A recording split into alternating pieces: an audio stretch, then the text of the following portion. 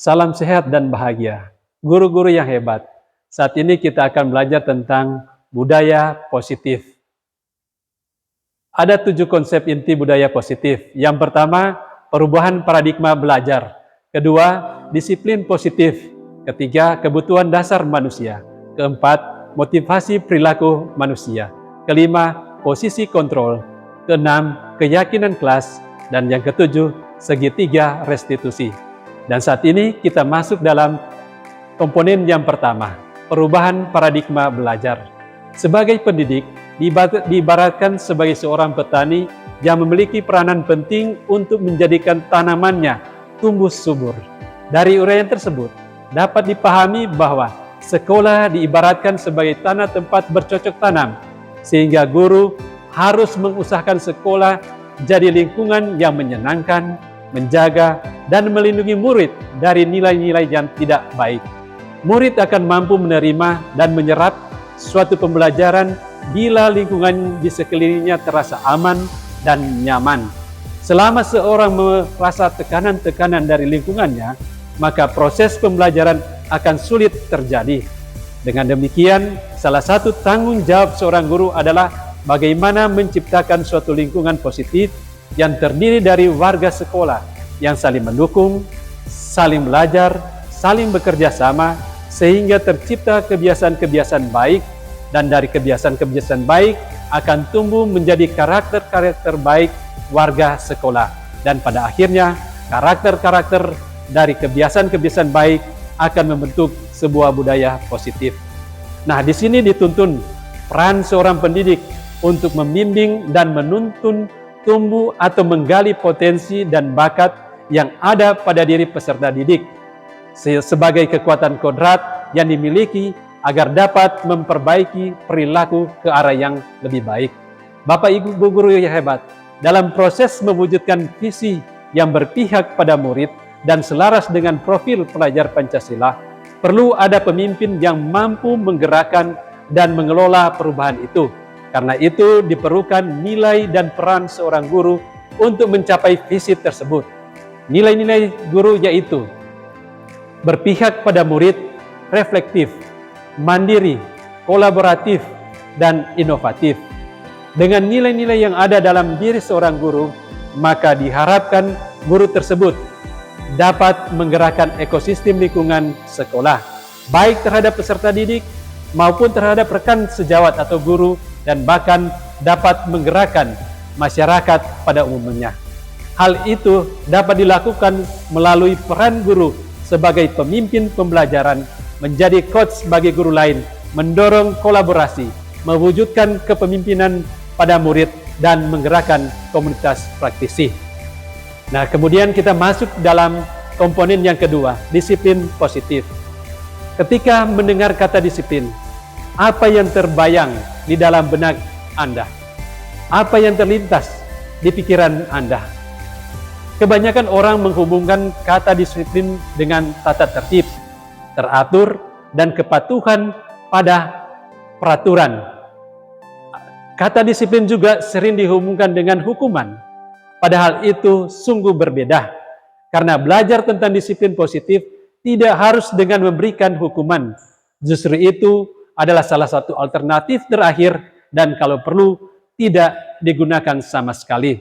Nah, dalam budaya kita, makna kata disiplin dimaknai menjadi sesuatu yang dilakukan seseorang pada orang lain untuk mendapatkan kepatuhan. Kita cenderung menghubungkan kata disiplin dengan ketidaknyamanan. Nah, Ki Hajar Dewantara menyatakan bahwa untuk mencapai kemerdekaan atau dalam konteks pendidikan kita saat ini, untuk menciptakan murid yang merdeka, syarat utamanya adalah harus ada disiplin yang kuat. Nah, disiplin yang dimaksud adalah disiplin diri yang memiliki motivasi internal atau motivasi dari dalam diri siswa itu sendiri. Jika kita tidak memiliki motivasi internal, maka kita memerlukan pihak lain untuk mendisiplinkan kita atau memotivasi eksternal, karena berasal dari luar, bukan dari dalam diri kita sendiri. Nah, pemikiran Ki Hajar ini sejalan dengan pandangan Diana Gosen dalam bukunya Restructuring school disiplin. Diana menyatakan bahwa arti dari kata disiplin berasal dari bahasa Latin, yaitu disciplina, yang artinya belajar. Kata disiplin juga berasal dari akar kata yang sama dengan disiplin atau murid atau pengikut. Untuk menjadi seorang murid atau pengikut, seseorang harus paham betul alasan mengapa mereka mengikuti suatu aliran atau ajaran tertentu, sehingga motivasi yang terbangun adalah motivasi intrinsik, bukan ekstrinsik.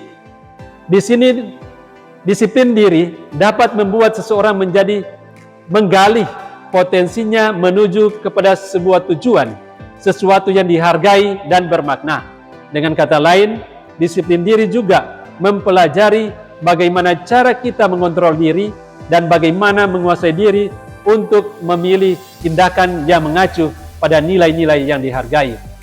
Nah, tujuan dari disiplin positif adalah menanamkan motivasi pada murid-murid, yaitu untuk menjadi orang yang mereka inginkan dan menghargai diri sendiri dengan nilai-nilai yang mereka percaya. Ketika murid-murid kita memiliki motivasi tersebut, mereka telah memiliki motivasi intrinsik yang berdampak jangka panjang. Motivasi yang tidak akan berpengaruh pada adanya hukuman atau hadiah. Mereka akan tetap berperilaku baik dan berlandaskan nilai-nilai kebajikan, karena mereka ingin menjadi orang yang menjunjung tinggi nilai-nilai yang mereka hargai. Pertanyaan sekarang adalah bagaimana cara kita sebagai guru untuk menanamkan disiplin positif yang positif ini kepada murid-murid kita. Dan kita saat ini kita akan masuk pada komponen yang ketiga, yaitu kebutuhan dasar manusia. Bapak Ibu guru yang hebat, seluruh tindakan manusia memiliki tujuan tertentu. Semua yang kita lakukan adalah usaha terbaik kita untuk mendapatkan apa yang kita inginkan. Ketika kita mendapatkan apa yang kita inginkan, sebetulnya saat itu kita sedang memenuhi satu atau lebih dari satu kebutuhan dasar kita, yaitu kebutuhan untuk bertahan hidup, kasih sayang dan rasa diterima, kebebasan, kesenangan, dan penguasaan. Ketika seorang murid melakukan suatu perbuatan yang bertentangan dengan nilai-nilai kebajikan atau melanggar peraturan, hal itu sebenarnya dikarenakan mereka gagal memenuhi kebutuhan dasar mereka. Nah, di sini akan digambarkan kebutuhan dasar manusia. Nah, untuk lebih jelasnya, mari kita lihat satu persatu kelima kebutuhan dasar ini. Yang pertama, kebutuhan bertahan hidup. Kebutuhan bertahan hidup adalah kebutuhan yang bersifat fisiologis untuk bertahan hidup, misalnya kesehatan, rumah, dan makanan. Sedangkan komponen psikologis pada kebutuhan ini yaitu meliputi kebutuhan akan perasaan aman. Kedua, kasih sayang dan rasa diterima. Kebutuhan untuk disayangi dan diterima meliputi kebutuhan akan hubungan dan koneksi sosial, kebutuhan untuk memberi dan menerima kasih sayang, dan kebutuhan untuk merasa menjadi bagian dari suatu kelompok. Kebutuhan ini juga meliputi keinginan untuk tetap berhubung dengan orang lain seperti teman, keluarga, pasangan hidup, teman kerja, atau kelompok, atau komunitas di mana mereka ingin bergabung. Nah, Bapak Ibu guru yang hebat, anak-anak yang memiliki kebutuhan dasar kasih sayang dan rasa diterima yang tinggi biasanya ingin disukai dan diterima oleh lingkungannya. Mereka juga akrab dengan orang tuanya dan biasanya mereka belajar karena suka pada gurunya. Bagi mereka, teman sebaya sangat penting dan mereka juga biasanya suka bekerja dalam kelompok. Kemudian yang ketiga, penguasaan. Kebutuhan ini berhubungan dengan kekuatan untuk mencari sesuatu, menjadi kompeten, menjadi terampil, diakui, atau prestasi dan keterampilan, didengar, dan memiliki rasa harga diri. Nah, anak-anak yang memiliki kebutuhan dasar akan penguasaan yang tinggi biasanya selalu ingin menjadi pemimpin. Mereka juga suka mengamati sebelum mencoba hal baru dan merasa kecewa bila mereka melakukan kesalahan. Mereka juga biasanya rapi dan sistematik dan selalu ingin mencapai yang terbaik. Yang keempat, kebebasan. Kebutuhan untuk bebas adalah kebutuhan akan kemandirian, otonomi, memiliki pilihan, dan mampu mengendalikan arah hidup seseorang. Anak-anak dengan kebutuhan kebebasan yang tinggi menginginkan pilihan. Mereka perlu banyak bergerak, suka mencoba-coba, tidak terlalu terpengaruh orang lain, dan senang mencoba hal baru dan menarik. Dan yang kelima, kesenangan. Kebutuhan akan kesenangan adalah kebutuhan untuk mencari kesenangan, bermain, dan tertawa. Bayangkan kalau hidup tanpa kenikmatan apapun, betapa sangat menyedihkan. Anak-anak dengan kebutuhan dasar kesenangan yang tinggi biasanya ingin menikmati apa yang dilakukan. Mereka juga bisa berkonsentrasi tinggi saat mengerjakan hal yang disenangi. Dan yang kemudian kita masuk dalam komponen berikutnya, yaitu motivasi perilaku manusia. Motivasi adalah dorongan yang timbul pada diri seseorang secara sadar atau tidak sadar untuk melakukan suatu tindakan dengan tujuan tertentu. Nah, di sini akan dilihat posisi kontrol. Ya, ada 5 posisi kontrol. Yang pertama, posisi penghukum. Posisi penghukum sering menerapkan hukuman fisik maupun verbal. Sang penghukum biasanya akan memberikan tekanan baik secara mental dan fisik. Karena mereka meyakini bahwa jika seseorang dihukum secara tegas, maka mereka akan bisa berubah ke arah yang lebih baik ke depannya. Kedua, posisi pembuat rasa bersalah. Pembuat rasa bersalah akan menggunakan suara yang lembut untuk membuat orang lain merasa tidak nyaman dan bersalah atau rendah diri. Dan itu biasanya itu akan memposisikan anak itu selalu merasa rendah diri dan selalu merasa rendah diri karena kesalahan mereka. Ketiga, posisi teman. Nah, guru pada posisi ini tidak akan menyakiti murid, namun akan tetap berupaya mengontrol murid melalui persuasif. Posisi teman pada guru biasanya negatif ataupun positif. Positif di sini berupa hubungan baik yang terjalin antara guru dan murid. Dan yang keempat, posisi monitor atau pemantau. Posisi ini adalah berarti mengawasi. Pada saat kita mengawasi, kita bertanggung jawab atas perilaku orang.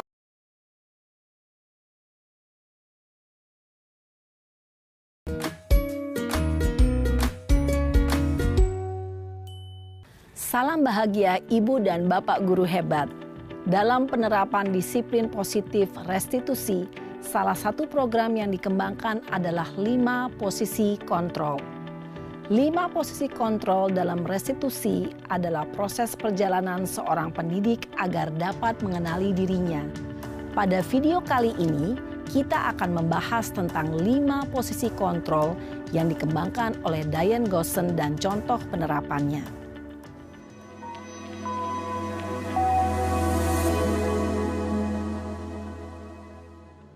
5 posisi kontrol itu adalah 1. Posisi penghukum. 2. Posisi pembuat merasa bersalah. 3. Posisi teman.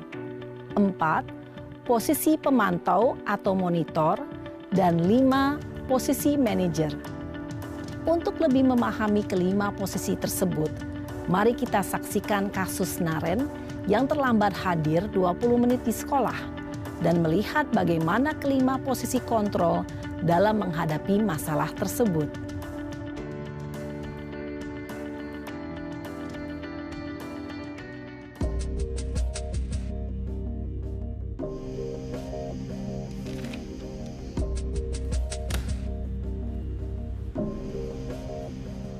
Naren!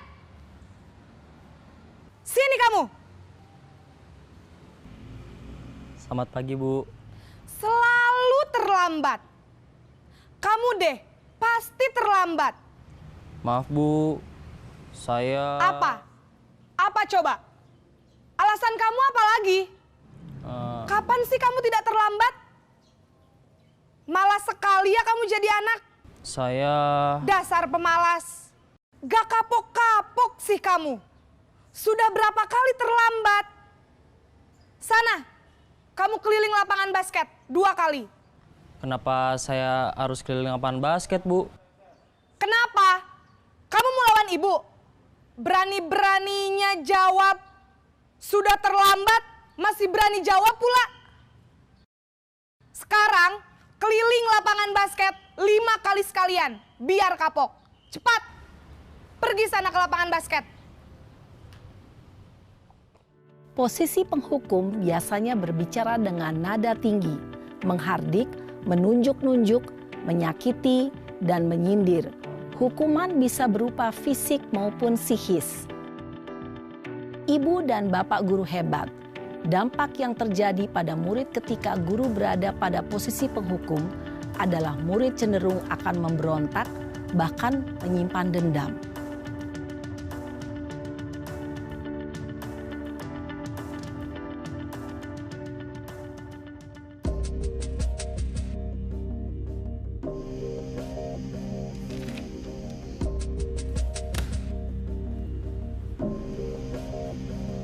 Naren!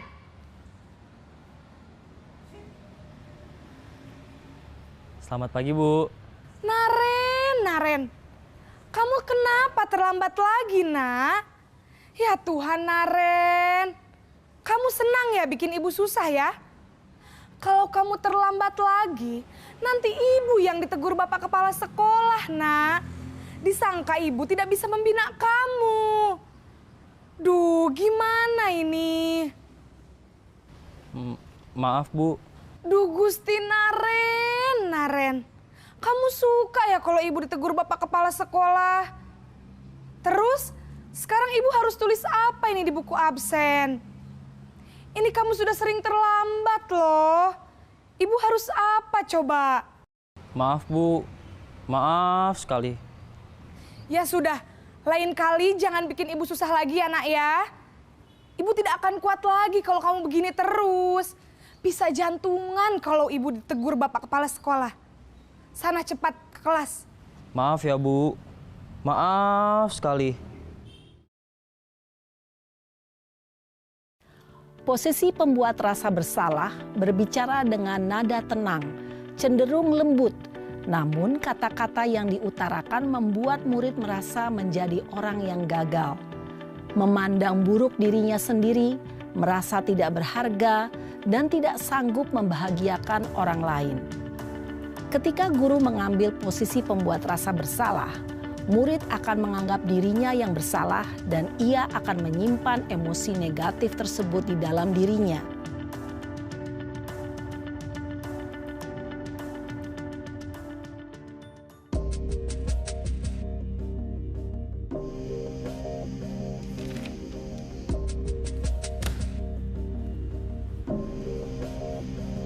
Naren!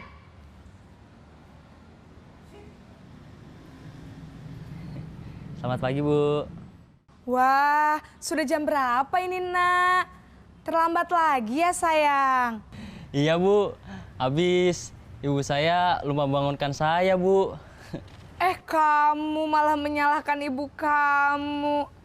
Kamu bukannya anak yang larinya paling kenceng. Kok terlambat sih? Iya, Bu. Saya memang terlambat bangun tadi. Jadi, biarpun saya lari kencang, tetap gak kekejar, Bu. Ya sudah sana, nanti lain kali larinya lebih kenceng lagi ya. Biar gak terlambat lagi. Bikin seneng ibu, demi ibu. Bisa kan? Bisa lah, Bu. Ya sudah sana masuk kelas. Ibu beresin urusan absen kamu. Kamu ini ada-ada saja. Dalam posisi teman, guru berbicara dengan nada suara ramah, akrab, cenderung bersenda gurau untuk menjaga suasana tetap santai. Murid akan merasa senang, aman, dan akrab dengan guru. identitas yang tercipta adalah identitas sukses atau berhasil. Namun, perlu diingat, karena ini masih dorongan eksternal, maka ada faktor ketergantungan dari murid kepada orang tertentu. Di sini, guru absennya, sehingga di lain waktu, murid bisa berperilaku baik, namun hanya kepada orang-orang tertentu saja.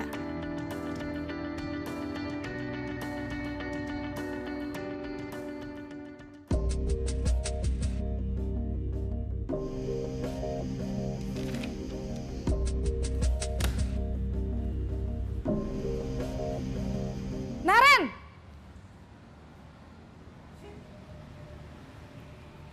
Selamat pagi, Bu. Naren, apa peraturan sekolah kita tentang jam berapa kita harus masuk sekolah, nak? Kita harus di sekolah jam 7, Bu. Iya, betul. Sekarang sudah jam 7.20. Naren sudah tahu konsekuensinya jika terlambat hadir. Paham, Bu. Saya harus tinggal kelas pas jam istirahat selama 20 menit. Iya, benar. Konsekuensinya demikian. Jadi nanti jam 9.30 pas istirahat, kamu harus tinggal di kelas, kerjakan tugas tambahan untuk ketertinggalan kamu, ya? Baik, Bu. Posisi pemantau mengandalkan penghitungan atau data untuk mengontrol murid. Guru mengarahkan murid berdasarkan peraturan dan konsekuensi. Seorang pemantau menunjukkan bahasa tubuh dan ekspresi wajah yang datar dan cenderung formal.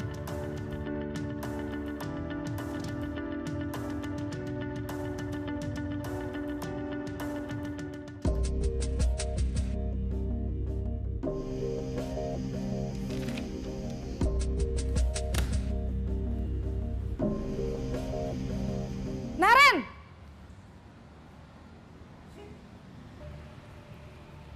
Selamat pagi, Bu. Selamat pagi, Naren. Maaf, Bu. Saya terlambat. Iya, sekolah masuknya jam 7, sekarang sudah jam 7.20. Jadi sekarang bagaimana ini, Naren? Maaf, Bu. Saya lupa setel alarm saya semalam. Baiklah, menurut kamu, keyakinan sekolah yang mana yang perlu kamu tingkatkan? Menghargai diri sendiri dan orang lain mungkin ya, Bu.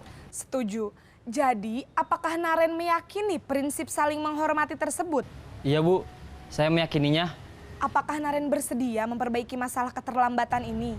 Bersedia, Bu. Bagaimana kamu akan perbaiki masalah keterlambatan ini? Saya akan coba untuk tidak lupa menyetel alarm saya, Bu.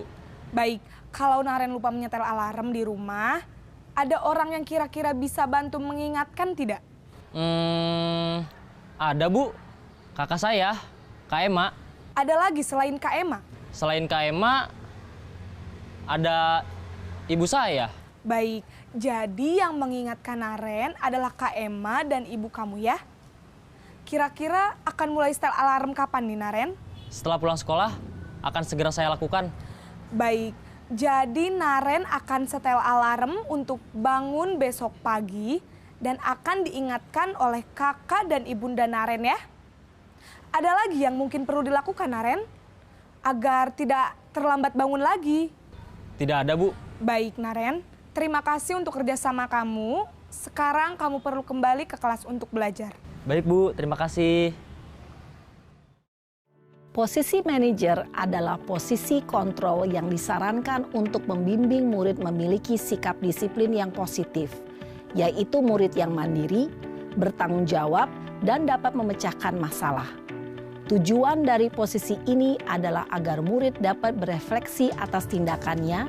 Guru akan dengan tulus memberikan pertanyaan-pertanyaan bermakna, sehingga membuat murid dapat belajar dari kesalahannya dan mencari sebuah solusi untuk menyelesaikannya.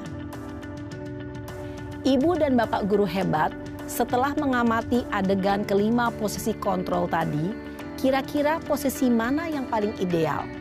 Posisi mana yang dapat menunjang motivasi intrinsik murid? Ya, tentu posisi manajer. Posisi ini memang posisi ideal yang ingin dituju setiap pendidik.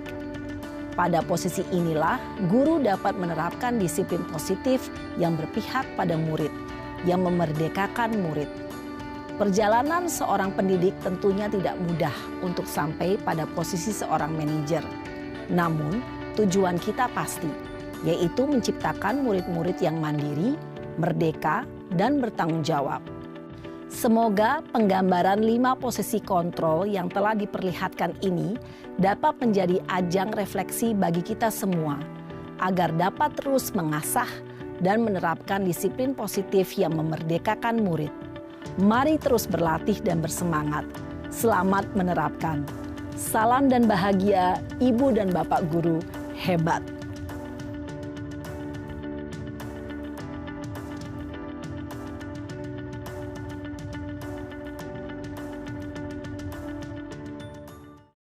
Kita pasti, yaitu menciptakan murid-murid yang mandiri, merdeka, dan bertanggung jawab.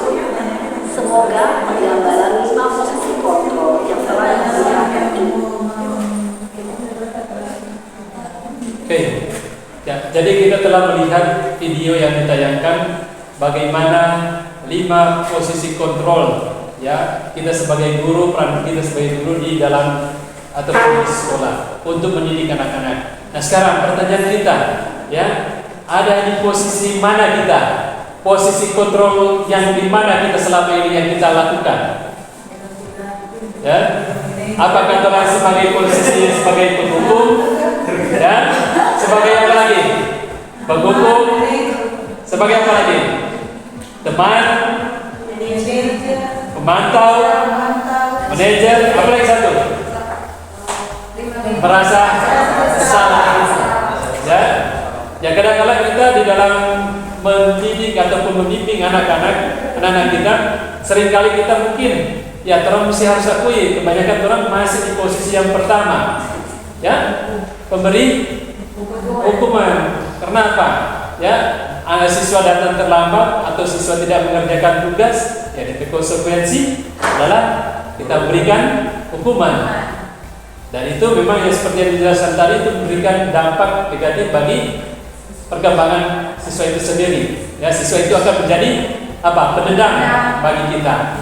Kemudian posisi sebagai merasa bersalah, ya, karena mungkin kita pikir atau mungkin kita sebagai wali kelas, kadang-kala perbuatan yang dilakukan oleh siswa, ya kita memberikan arahan, kita memberi penyampaian, ternyata ya kadang-kala doh gara-gara ngana, ya, kepala siswa berapa marah. Ya, posisi itu ya, artinya kita memberikan secara psikologis anak, kita berikan itu anak akan merasa minder, ya, dia akan merasa minder, selalu merasa bersalah karena tindakan yang dia lakukan. Kemudian dalam posisi teman, ya kita berada dalam posisi teman. Kadang-kala teman-teman mau jamin ini anak tersebut tuh, ya karena mungkin ya menciptakan suasana yang akrab, tuh. Kadang-kala anak sudah melakukan hal-hal yang tidak sesuai dengan aturan, ya kita ya memberikan arahan kepada dia dengan ya sebagai teman, ya sehingga ada timbul tidak ada kepercayaan diri. Dia tergantung motivasi dia untuk melakukan sesuatu yang baik, ternyata dengan dorongan orang lain atau eksternal. Kemudian sebagai pemantau, ya. Kadang-kadang kita juga kebanyakan kita berada di posisi pemantau, ya banyak menghukum, kemudian pemantau kita kebanyakan, ya pemantau artinya kita melihat tindakan yang dilakukan oleh siswa, ya sesuai dengan peraturan yang ada. Tuh, konsekuensi kalau siswa melakukan pelanggaran sekolah atau tata tertib, ada sanksi yang yang diberikan sesuai dengan aturan yang aturan yang diberikan oleh sekolah. Ya, jadi itu tidak memberikan keyakinan kepada siswa untuk melakukan sesuatu dengan keyakinannya sendiri. Ya, ada motivasi internal atau dalam diri daripada siswa itu untuk melakukan sesuatu yang baik. Nah, kemudian posisi yang kelima ini yang diharapkan bagi kita. Yang mudah-mudahan kita menjadi seorang guru dalam posisi kontrol yang kelima. Oke, sebagai manajer. Kemudian dari posisi kontrol tersebut kita akan melakukannya di dalam kelas, ya kita akan membuat suatu keyakinan Tadi kan keyakinan seperti dalam posisi kontrol kelima kan, keyakinan itu menemukan sesuatu yang dilakukan dengan sendirinya oleh seseorang atau murid itu sendiri. Ya, dia melakukannya dengan atas inisiatifnya sendiri, bukan dengan orang lain. Nah, kira-kira ya, apakah kita semua sebelum kita memulai belajar kita melakukan yang namanya keyakinan kelas? Kira-kira ada? Kalau misalnya sebelum orang membuka pelajaran, kemudian kita berikan kesempatan kepada siswa untuk mengutarakan apa yang dia inginkan di dalam kelas, situasi kelas, sehingga kelas itu, proses belajar mengajar itu tercipta suatu proses belajar yang menyenangkan, ya, yang aman, ya, siswa juga itu bisa mengikuti pelajaran dengan baik. Nah, sebelum kita melakukan pelajaran, tentu kita akan membuat satu yang namanya keyakinan. Pernah kita melakukan keyakinan dalam di kelas ketika kita akan memulai pelajaran? Mungkin mau kan bisa menjawab seperti yang tadi. Boleh dijawab? Ini adalah poin. Pernah merendah paling habis semester, masuk semester baru, tanya apakah sistem belajar di selama ini Uni suka atau tidak, ada saran bagaimana supaya enak mau belajar. Biasanya setelah dari semester ganjil ke semester genap. Biasanya tidak terlalu. Ibu Indri pernah melakukan keyakinan kelas sebelum memulai pelajaran. Misalnya, kalau terus sebentar belajar HP itu bagaimana? Kumpul. DT konsekuensi itu apa? Kan kita itu suatu tindakan yang harus keluar itu sesuai dengan apa yang diinginkan oleh siswa. Nah, kadang-kadang kita di dalam kelas jarang kita melakukan yang namanya keyakinan kelas. Jadi keyakinan kelas, misalnya, ya, ketika kita memulai pelajaran, ya kita mendengarkan curahan, ya, siswa tersebut. Kalau misalnya, ya, kalau kelas dalam keadaan kotor, bagaimana? Oh, mesti bersih dulu. Bagaimana teman-teman? Atau bagaimana anak-anak? Oh ya, sepakat, ya, tulis. Atau anak-anak memberikan apa yang kita guru perintahkan, kemudian mereka ya bisa saja menuliskan di papan tulis atau juga dalam bentuk cat, kemudian mereka menghafal di dalam kelas. Atau misalnya sementara pelajaran, bila kedapatan membawa HP di dalam kelas, bagaimana? Oh, itu disimpan atau disita, ya. Jadi ada kesepakatan, ya, ada suatu kesepakatan yang harus, ya, yang harus dilaksanakan secara konsekuensi di dalam kelas itu sendiri selama pelajaran, ya.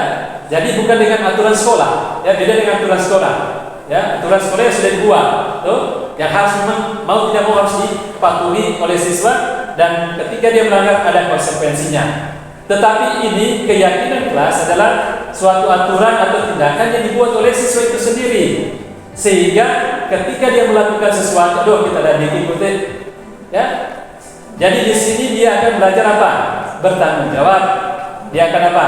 Belajar untuk disiplin, mandiri, ya. Itu tujuannya untuk kita membuat suatu keyakinan kelas, sehingga dalam proses pembelajaran apa yang menjadi tujuan dari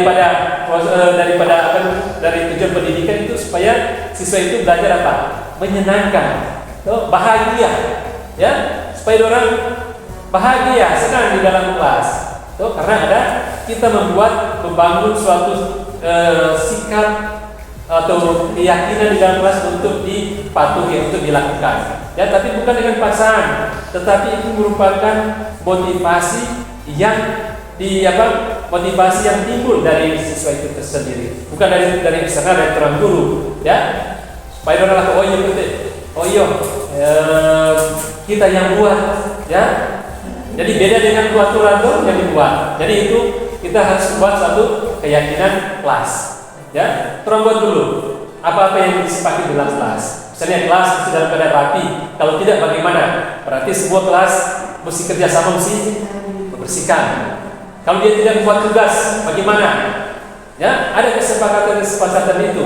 Ya, jadi ketika siswa tersebut melakukan kesalahan, ketika dia menerima konsekuensinya itu dia tidak akan berat.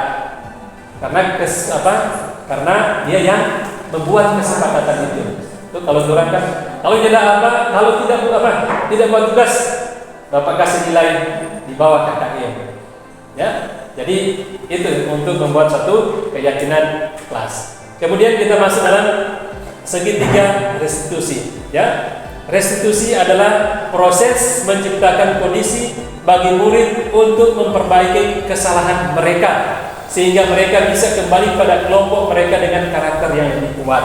Artinya, ya, siswa tersebut ketika dia melakukan kesalahan, ya, misalnya seperti contoh tadi, siswa datang terlambat, langsung itu dihukum.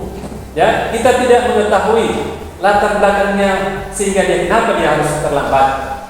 Ya, kadang-kadang tuh kalau terlambat atau juga siswa tidak memberikan tidak membuat suatu tugas, kita sering langsung memberikan dia sebuah hukuman. Nah, di sini ada yang namanya ciri-ciri dan namanya segitiga restitusi. Ya, segitiga restitusi. Yang pertama, kamu dulu. Yang pertama adalah menstabilkan identitas. Misalnya dalam contoh soal kasus siswa sering tidak mengerjakan tugas. Ya, jadi kalau tidak mengerjakan tugas itu berarti memang hal yang di dalam kelas kan, ya itu tidak sesuai dengan apa yang diharapkan kan. Siswa tidak melakukan membuat tugas. Biasanya kalau tidak membuat tugas, kalau masih pakai paradigma lama terus beri dia sebuah hukuman. Ya, jadi di sini pertama kita menstabilkan identitasnya. Ya, kita bertanya, memang setiap orang itu misalnya bahwa tidak membuat tugas itu adalah sesuatu yang salah. Ya, kita memberikan pemahaman bahwa kita manusia tidak lepas daripada kesalahan. Ya, kemudian kita juga meyakinkan bahwa bukan cuma Anda yang melakukan kesalahan tersebut. Jadi kita stabilkan dulu supaya tidak ada emosi kan. Ya, jadi kita stabilkan dulu bahwa itu kesalahan bukan cuma Anda sendiri yang melakukan kesalahan, tapi banyak juga orang yang melakukan kesalahan. Kemudian yang kedua adalah validasi tindakan yang salah.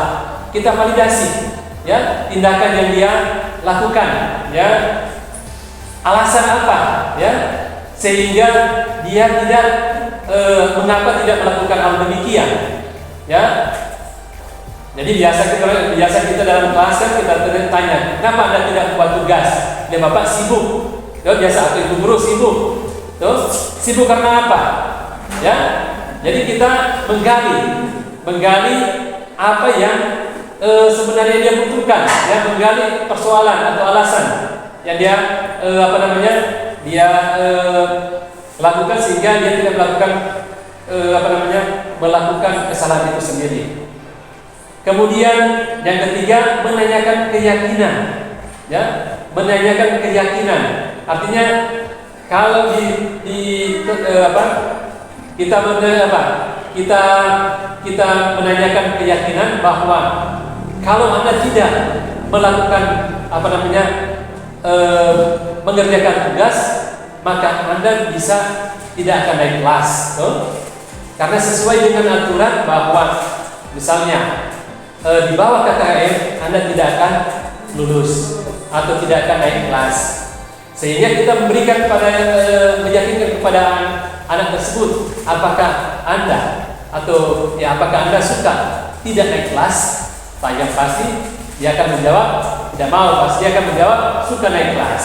Nah, tindakan apa yang Anda lakukan? Ya, pasti dia akan membuat mengerjakan tugas, ya, akan sesuai dengan tepat waktu, ya. Dengan sendirinya dia sendiri yang mencari solusi itu sendiri, bukan kita, ya, bukan kita sebagai guru. tapi kita menuntun dia sehingga dia siswa tersebut yang menemukan jalan keluarnya atau solusinya untuk permasalahan yang dihadapi, ya. Jadi itu untuk segitiga restitusi, ya. Ya. Bapak Ibu guru hebat, saat ini kita masuk pada komponen berikut, yaitu segitiga restitusi. Restitusi adalah proses menciptakan kondisi bagi murid untuk memperbaiki kesalahan mereka, sehingga mereka bisa kembali pada kelompok mereka dengan karakter yang lebih kuat. Restitusi membantu murid menjadi lebih memiliki tujuan, disiplin positif, dan memulihkan dirinya setelah berbuat salah. Penekanannya bukan pada bagaimana berperilaku untuk menyenangkan orang lain atau menghindari ketidaknyamanan, namun tujuannya adalah menjadi orang yang menghargai nilai-nilai kebajikan yang mereka percayai. Nah, segitiga restitusi ada 3 langkah dalam melakukan segitiga restitusi. Yang pertama, menstabilkan identitas. Menstabilkan identitas bertujuan merubah orang yang merasa gagal karena berbuat salah menjadi orang sukses. Kita harus mampu meyakinkan para siswa, misalnya dengan berkata, "Saya pernah melakukan hal yang sama dengan Anda." Ketika seorang dalam kondisi emosional, maka otak tidak mampu berpikir rasional. Nah, kondisi ini sangat tepat kita gunakan untuk menstabilkan identitasnya. Kita membantu menenangkan mereka dan mencari solusi atas permasalahan yang mereka hadapi. Yang kedua, memvalidasi tindakan yang salah. Pada langkah ini sebaiknya kita memahami kebutuhan dasar yang mendasari tindakan murid kita. Karena sesuai teori kontrol, segala tindakan pasti memiliki tujuan, entah itu positif ataupun negatif. Ketika kita menolak murid yang berbuat salah, maka mereka akan tetap dalam masalah. Yang diperlukan adalah kita memahami alasan mereka berbuat kesalahan sehingga mereka bisa memahaminya. Langkah berikutnya yaitu menanyakan keyakinan.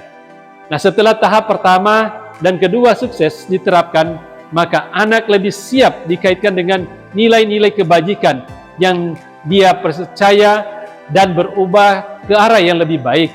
Ketika tujuan hidupnya sudah ditemukan, maka guru dapat membantu mengarahkan mereka tetap fokus pada apa yang menjadi tujuan mereka. Segitiga restitusi dapat menumbuhkan motivasi internal murid untuk disiplin positif dan terbiasa mencari solusi dari permasalahannya sendiri. Nah, saat ini kita akan lihat langkah-langkah segitiga restitusi yang kami boleh terapkan di sekolah, seperti dalam tayangan berikut ini.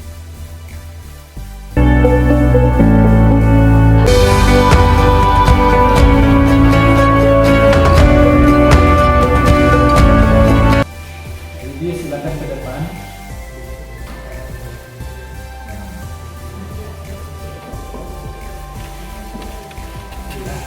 Jadi bagaimana kabar hari ini? Baik sekali ya. Lidi tahu kenapa Lidi menghadap ke depan? Tidak mengerjakan tugas. Tidak mengerjakan tugas. Oh, Lidi tahu tidak mengerjakan tugas itu adalah hal yang baik atau tidak benar? Tidak benar. Tidak benar ya. Ya, jadi Lidi kira-kira berapa tugas yang belum Lidi kerjakan selama ini? Matematika, bahasa Indonesia kurang lebih 4 tugas, Bapak. 4 tugas ya, banyak sekali ya Lidi. Tapi bukan hanya Lidi sendiri yang tidak pernah mengerjakan tugas, ada juga teman-teman yang lain yang tidak mengerjakan tugas. Tetapi bukan berarti Lidi terlena dengan hal demikian. Ya Lidi, apakah Lidi ingin mengubah sikap, ingin rajin lagi mengerjakan tugas? Iya, Bapak. Oke, jadi ingin lagi rajin untuk mengerjakan tugas ya Lidi. Ya Lidi, Bapak ingin tahu kenapa Lidi sering tidak mengerjakan tugas? Karena lebih sibuk, Bapak. Sibuk. Sibuk apa Lidi? Sibuk untuk bekerja. Bekerja. Ya. Untuk apa? Untuk mendapatkan uang untuk membeli sesuatu. Untuk membeli sesuatu ya. Jadi ada cara lain ya untuk bekerja ya supaya tidak mengganggu untuk membuat tugas? Ada Bapak. Caranya adalah mengerjakan tugas sebelum bekerja. Oke ya, jadi itu harus diperhatikan ya Didi. Jadi sebelum bekerja, Didi mengerjakan tugas dulu ya. Oke. Nah Didi, Bapak hanya mengingatkan kepada Didi bahwa di sekolah kita ada peraturan akademik. Jadi 95% kehadiran yang wajib siswa untuk penuhi. Dan jika 2 mata pelajaran yang kurang dari KKM, jadi ada konsekuensinya, tidak akan naik kelas. Ya, oke. Lidi, Bapak ingin menanyakan, apakah Lidi tahu ya konsekuensi yang Lidi lakukan selama ini? Libi tahu bahwa keadaan Libi kurang dari 95% dan Libi memiliki 2 nilai di bawah KKM. Itu berarti sanksinya apa? Tidak naik kelas. Tidak naik kelas. Apakah Lidi apakah Lidi suka naik kelas? Iya. Suka. Dengan cara apa? Libi akan lebih giat lagi belajar dan lebih tekun lagi untuk membuat tugas-tugas yang telah diberikan. Oke, jadi hal demikian harus diperhatikan dan harus dilakukan, bukan hanya untuk direncanakan ya, Lidi. Oke, jadi terima kasih Lidi untuk waktu yang sudah Lidi berikan, dan Bapak harap Lidi untuk rajin untuk mengerjakan tugas ya. Terima kasih Bapak. Terima kasih. Semoga menyenangkan hari ini ya Lidi. Ya, terima kasih Bapak. Terima kasih. Silakan maju ke depan.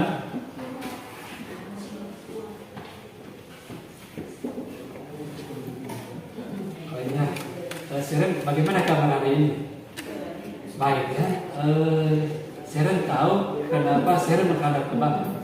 Karena Selen sering alpa. Oh, sering alpa, tidak hadir di kelas ya. Oke ya, Seren, Bapak mau tanya, apakah perbuatan yang tidak datang ke kelas atau banyak absen di kelas, apakah itu perbuatan baik atau perbuatan yang salah? Perbuatan yang salah. Oh ya, jadi Seren tahu itu perbuatan yang salah. Ya, berapa kali Seren alpa di kelas selama ini? 3 kali dalam seminggu. 3 kali dalam seminggu. Kalau yang minggu yang lalu? Kurang lebih 4 kali. 4 kali. Ya, jadi Karen memang bukan cuma hanya Karen sendiri yang melakukan hal demikian, tetapi juga ada banyak teman-teman yang lain.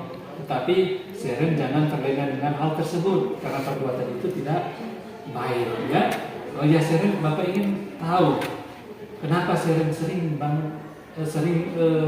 terlambat datang ke sekolah atau sering absen di sekolah? Karena sering bangun kesiangan. Sering bangun kesiangan. Oh ya. Jadi sering bangun kesiangan. Apakah ada cara untuk supaya Seren tidak terlambat bangun? Mungkin minta tolong kepada orang tua atau kakak agar bisa membangunkan Selen buat ke sekolah. Oke, jadi minta tolong kepada orang tua dan kakak ya supaya Seren bangun lebih awal. Atau adakah cara lain lagi selain orang tua atau kakak membangunkan Seren? Mau menyetel alarm yang ada di HP buat bisa bangun lebih awal. Oke, jadi bisa menyetel ya alarm yang ada di Yang ada di HP ya supaya Seren bangun lebih awal ya. Oh ya Seren, Bapak hanya mengingatkan untuk peraturan yang ada di sekolah kita. Jadi peraturannya adalah kehadiran daripada siswa dalam pembelajaran itu mesti 95% ya. Dan juga ketika 2 mata pelajaran tidak sesuai dengan KKM atau tidak mencapai KKM, baik itu pengetahuan atau keterampilan, ada konsekuensinya, yaitu tidak naik kelas. Nah, apakah Seren yakin ataukah Seren tahu dengan hal tersebut? Oke, jadi kalau tidak memenuhi syarat 95% kehadiran dan juga 2 mata pelajaran yang kurang KKM, Seren tahu kan konsekuensinya apa? Iya, tahu. Apa? Tidak naik kelas. Tidak naik kelas. Nah sekarang kamu ingin tahu, Seren mau naik kelas? Iya, mau. Mau ya? Oke. Oke, dengan cara apa supaya Seren bisa naik kelas? Seren nanti akan disiplin dalam waktu dan lebih rajin lagi untuk datang ke sekolah. Oke, jadi Seren lebih rajin lagi untuk datang ke sekolah dan disiplin dalam waktu ya. Oke, jadi Bapak harap hal-hal demikian atau tindakan tersebut harus dilakukan ya, bukan hanya direncanakannya. Oke, terima kasih untuk waktu yang diberikan ya. Yang saya dapatkan adalah saya merasa senang ketika sesi tanya jawab tadi, dan saya juga merasa nyaman dengan pertanyaan yang diberikan oleh guru, karena pertanyaan yang diberikan tidak membebani saya dan memotivasi saya agar kedepannya saya menjadi lebih baik lagi. Saya berharap saya menjadi lebih baik lagi kedepannya, saya menjadi lebih disiplin lagi agar bisa membanggakan sekolah kita. Terima kasih. Kesan yang saya dapat dari pertanyaan guru tadi membuat saya termotivasi untuk menjadi lebih baik lagi ke depan. Terima kasih.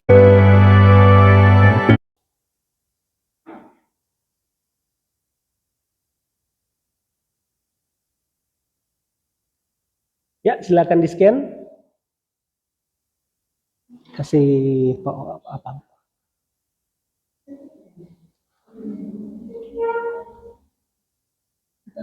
Sudah ya? Ya. Nanti finish ini dulu.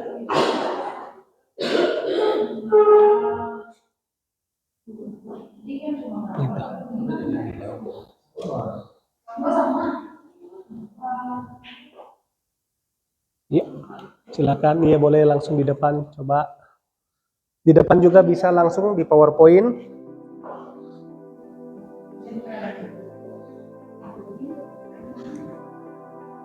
Silakan. Ini juga supaya nanti Bapak Ibu guru bisa dalam tanda kutip mempelajari tampilan-tampilan pertanyaan yang bisa langsung muncul di PowerPoint. Oke, satu jawaban sudah masuk. Jadi yang terlintas di pikiran negara Jepang. Ketika dengar disiplin, negara Jepang.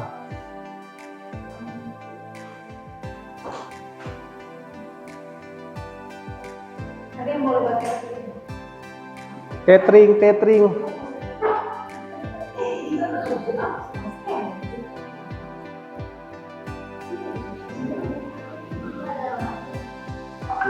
Wifi sini kayaknya lalut. Nggak apa-apa Bu, kalau Ibu nggak apa, iya. Jadi silakan langsung submit jawabannya supaya muncul di slide. Suatu keharusan. Jadi apa itu disiplin pas terlintas di benak Bapak Ibu guru sekalian?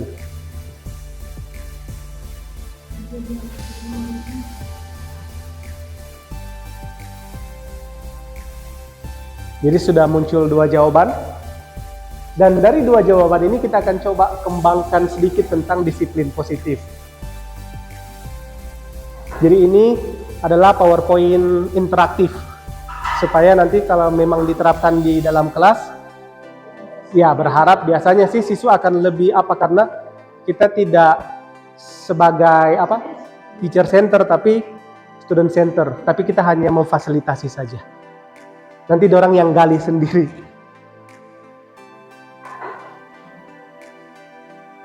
Jadi sudah ada 2 jawaban masuk. Ada keharusan, ada negara Jepang.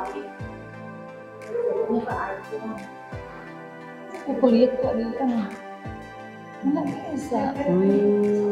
Nggak apa biasa. Kayaknya karena bukan aplikasi sendiri. Iya.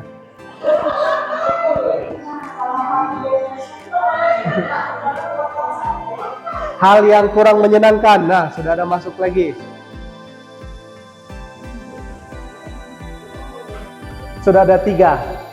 Memang karena ini slide saya pakai yang gratisan ya, jadi memang cuma 7 yang bisa masuk. Iya, cuma 7 orang yang bisa masuk. Karena ya nama juga gratis Bapak Ibu ya. Mudah-mudahan kalau ada boleh mau upgrade ke versi premium. Ini setia, suatu keharusan, negara Jepang, hal yang kurang menyenangkan. Sudah ada 4 jawabannya masuk. Masih ada 3 jawaban lagi. Oh, ternyata Ibu Edli juga penasaran. So ada di kepala, tanggung.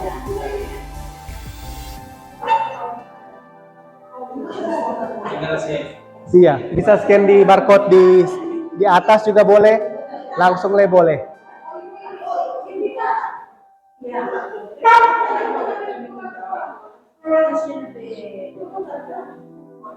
Di atas le boleh.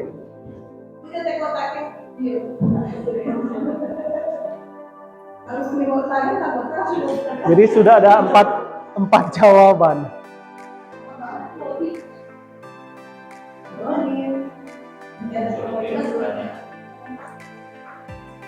Disiplin positif. Suara setia, keharusan negara Jepang, hal yang kurang menyenangkan. Apalagi kira-kira?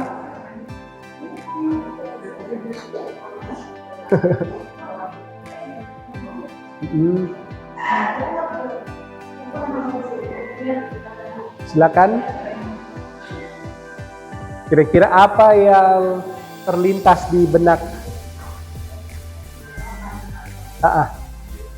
Terserah apa?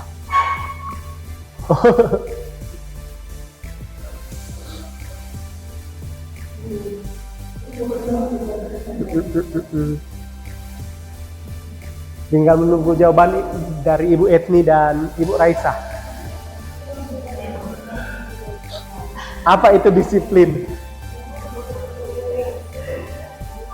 Komunis.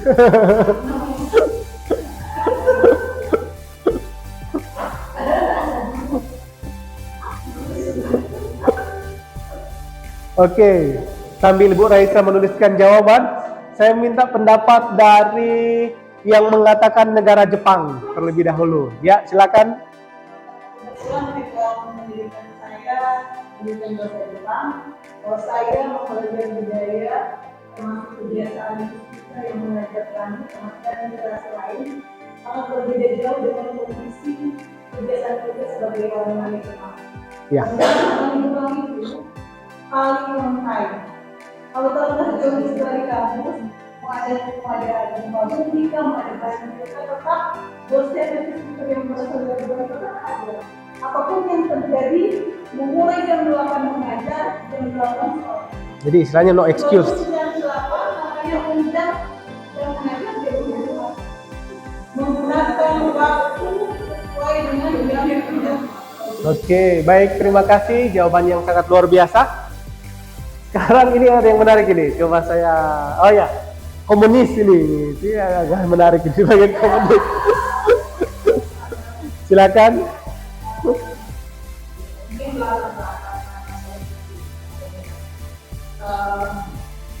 Ada 3 paham besar di masyarakat Komunis.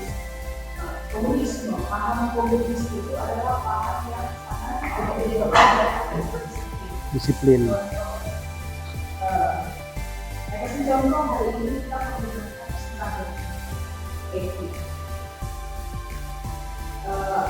Dalam seragam KI itu, jadi saya nggak perlu berdua. Ketika orang melihat orang dari seragam ini kan kita akan kelihatan setiap hari misalnya di sini ada pejabat, ada bawahan, nggak akan kelihatan semuanya sama. Nah, konsep komunisme begitu. Kita juga mengadopsi model-model seragam seperti ini dari situ. Seragam. Dan ternyata itu kan hal positif justru dari komunisme yang diterapkan oleh negara menggunakan seragam. Jadi lebih bagus tuh kelihatan kalau contoh di sekolah ada seragam. Iya.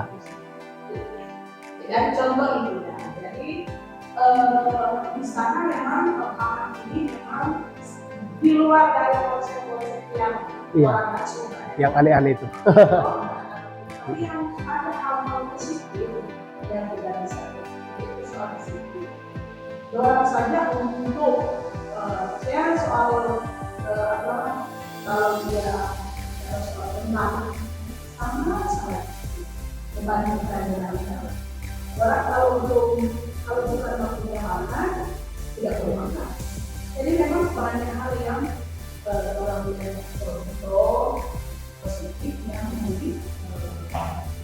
Dan contoh itu untuk boleh berkembang. Yang berasal Dari komunis. Oke. Baik, terima kasih. Penjelasan yang sangat luar biasa menyangkut komunis. Saya juga baru tahu itu ya. Selama ini ya di otak komunis itu negatif, ya negatif. Salah satu negara komunis yang berhasil kayaknya Cina kalau tidak salah, negara komunis. Iya. tambahan. Iya. Tadi kan kita bilang tidak paham. Jadi paham pertama itu liberalisme. Kebebasan. Kesannya kepada Islam kesan, tapi bukan berarti. Iya. Komunisme kedua dan yang yaitu Pancasila. Mungkin di sini ini Pancasila mengadopsi, boleh dibilang dalam tanda kutip juga mengambil yang positif. Jadi mengambil yang positif di liberalisme juga. Baik, terima kasih tambahan pengetahuan yang sangat luar biasa dari orang senior ini ya. Oke, jadi komunis itu begitulah tentang disiplinnya. Orang sanggup di hal yang kurang menyenangkan. Saya kurang tahu siapa yang menjawab hal yang kurang menyenangkan. Oh, Ibu Alin. Atau siapa yang menjawab hal kurang menyenangkan? Ibu BK. Oh ya betul. Oh tidak bisa. Oh, siapa yang menjawab ini kalau begitu? Berarti Bapak Kep atau Bapak Liur? Oke. Lewat suatu keharusan? Oke, Bapak Indra. Kurang lebih sama ya. Kita kan sebagai guru. Jadi untuk menerapkan siswa disiplin harusnya kita dulu. Nah ya, Karena guru kayak siswa kan berpikir. benar. Baik, terima kasih dari Bapak Indra, suatu keharusan. Terima kasih, pendapat sangat luar biasa karena aneh kan kalau orang sendiri yang kayak keluar tentang disiplin, orang sendiri yang tidak disiplin, rada-rada aneh begitu. Sama seperti saya selalu memberikan contoh ketika ada pasien pasien itu batuk-batuk. Pas batuk-batuk, kok orang juga batuk-batuk. Bapak kok tidak tahu jaga kesehatan? Orang juga batuk.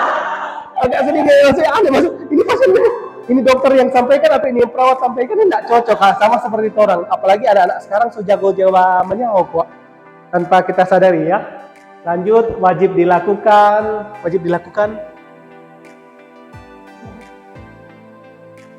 Oke. Tolong rangkulkan ya. Di sini disiplin positif dalam menciptakan budaya positif adalah disiplin yang tidak berkesan kayak orang push, tidak dari dalam diri. Jadi contoh, kita selalu bilang Pak anak-anak kalau mengajar kayak begini. Ngoni mau maju dengan tidak, ngoni belajar dengan tidak itu Sir tidak bisa awasi 1 kali 24 jam. Yang bisa awasi ngoni siapa? Orang langsung bilang, diri sendiri. Nah itu satu-satunya jalan supaya kalian bisa disiplin diri sendiri. Coba kita kasih contoh. Suatu hari ngana jadi bos. Kira-kira ngana suka ngana bawahan mau datang terlambat enggak? Tiba-tiba ada orang bilang, oh enggak suka. Kenapa? Tiba-tiba dia bilang, oh sebentar orang rugi. Nah, sekarang begitu juga pandangan guru terhadap poni. Tapi dalam hal ini yang rugi sebenarnya ketika kalian datang terlambat itu adalah ya siswa diri sendiri, bukan guru. Karena guru secara tidak langsung sudah digaji. Kan hanya memfasilitasi kalian supaya dalam tanda kutip tetap dalam track record yang bagus sampai sukses. Jadi disiplin positif ini kita diajak untuk mengarahkan para siswa agar mereka dari dalam diri sendiri. Terima kasih. Ya demikian untuk materi kita hari ini dan terima kasih atas kerjasama dan kerjasama daripada dan partisipasi dari teman-teman. Ya terima kasih. Ada lagi contoh ini.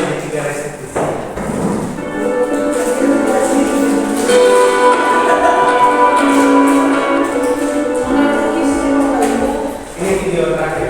Video terakhir. Ini sama seperti orang tadi sebelumnya. Ini orang tadi.